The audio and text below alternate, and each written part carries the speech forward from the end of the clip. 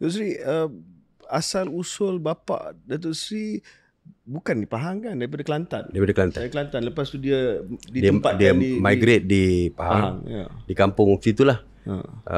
Datuk saya dengan Datuk Hajah Faridah Mak Saman, karya antarabangsa tu yang dulu.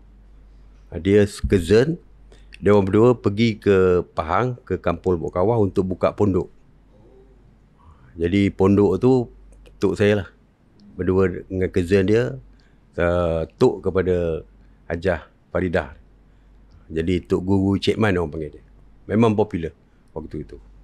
Datuk Seri, kita akan melalui kejayaan Datuk Seri sampai ke kemuncaknya. Tapi kalau boleh fast forward kejap lah, kemudian kita reverse.